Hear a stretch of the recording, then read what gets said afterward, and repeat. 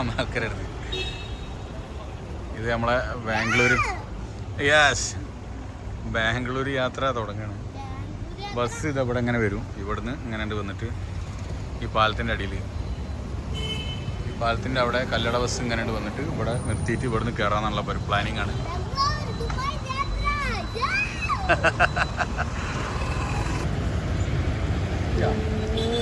Bus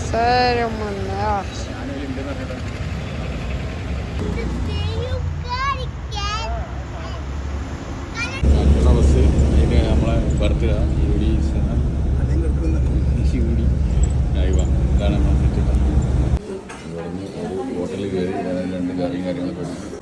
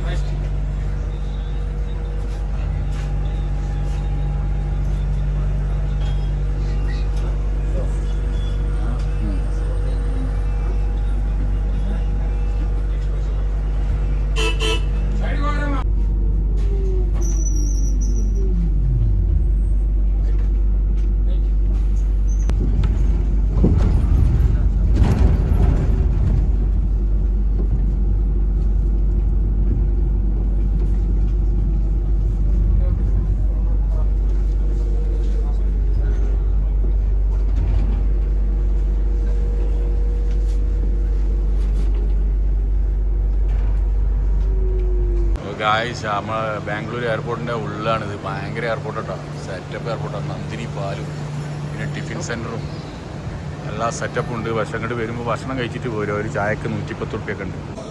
മക്കളെ ബാംഗ്ലൂർ എയർപോർട്ടിൽ വന്നിട്ട് ഞങ്ങൾ ഫുഡ് അടിക്കാനുള്ള പരിപാടിയാണ്. അതവിടെ അടിപൊളി സംഭവമാണ്. ചോറും കാര്യങ്ങളും റെഡിയാണ്. ബാംഗ്ലൂർ എയർപോർട്ടിൻ്റെ ഉള്ളിൽ ആനങ്ങനെ ചെവിയായിട്ട് നിൽക്കുന്നു.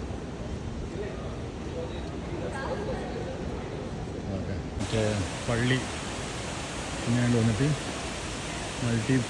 എന്താ അടിപൊളി എയർപോർട്ട്. ഒരു ഗാർഡൻ തന്നെ, ഗാർഡൻ അടിപൊളി സെറ്റപ്പ്. സത്തർവ ഏതാ പോകുന്നു. ഞാൻ അതിൻ്റെ തൊട്ട ബാക്കിലും പള്ളി, toilet and baby care, boarding gate, എല്ലാ സെറ്റപ്പും.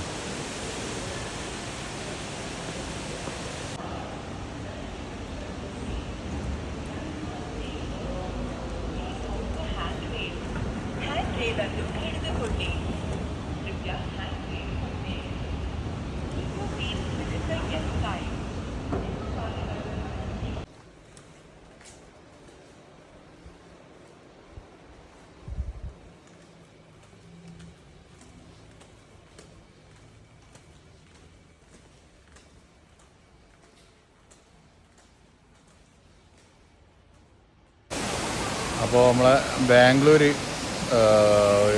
ഓഡിറ്റോറിയം എന്താണ്, ബാംഗ്ലൂർ കെമ്പഗൗഡ മറ്റേ ഇതിൻ്റെ ഉള്ളിലാണ്. വേണ്ട നോക്കിയാൽ ഒരു ഗാർഡൻ, വലിയൊരു ഗാർഡനിൽ വന്ന ഒരു പ്രതീതിയാണുള്ളത്.